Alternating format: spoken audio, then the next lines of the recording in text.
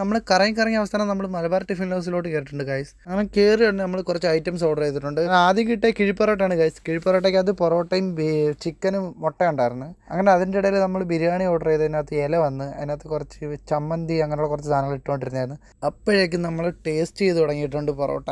അതിനകത്ത് എനിക്ക് വേണ്ടി കുറച്ച് പാർട്സ് ഞാൻ മാറ്റിയെടുത്തിട്ട് ഞാൻ ട്രൈ ചെയ്ത് നോക്കി. അതിൻ്റെ ഇടയിൽ നമുക്ക് ചിക്കൻ വന്നിട്ടുണ്ട്, ബിരിയാണി വന്നിട്ടുണ്ട്, പിന്നെ നമ്മൾ ഓർഡർ ചെയ്ത മീൻ കറിയും അതിൻ്റെ കൂടെ കഴിക്കാനുള്ള സാധനം വന്നിട്ടില്ല, അതിന് വെയിറ്റിങ്ങിലാണ്.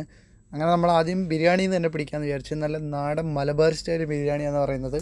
ഞാൻ ഫസ്റ്റ് ടൈമാണ് അത് അങ്ങനെ കഴിക്കുന്നത്. അങ്ങനെ മലബാറുകാരുടെ സ്പെഷ്യൽ ആ ചമ്മന്തി കൂട്ടി ഞാൻ കഴിച്ചു നോക്കി. ചമ്മന്തി കുഴപ്പമില്ല, നമുക്ക് ഇഷ്ടപ്പെട്ടു. നമ്മൾ സാധാരണ ചമ്മന്തി കൂട്ടാറില്ല, അവർ കൂട്ടുന്നു. അതായത് ബിരിയാണി ഇഷ്ടപ്പെട്ടു. അതിനുശേഷം നമ്മൾ ഐറ്റമായ അപ്പം വന്നിട്ടുണ്ടായിരുന്നു ഗൈസ്. അപ്പവും മീൻ കറിയും. അപ്പം ഞാൻ ഒരു 3-4 കഴിച്ചു, സത്യം പറയാമല്ലോ, എനിക്ക് ഇഷ്ടപ്പെട്ടു. എൻ്റെ ഇടയിൽ വന്ന മത്തി ഒരു പീസ് കഴിച്ച് കുറച്ച് കഴിയുമ്പോഴത്തേക്ക് നമുക്ക് ചിക്കൻ ഫ്രൈ വന്നിട്ടുണ്ട്.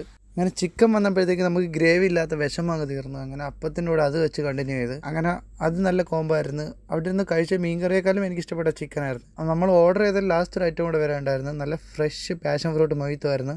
അങ്ങനെ അതും കുടിച്ചിട്ട് നമ്മൾ നേരെ തിരിച്ച് റൂമിലേക്ക് പോയി ഗൈസ്. Okay bye.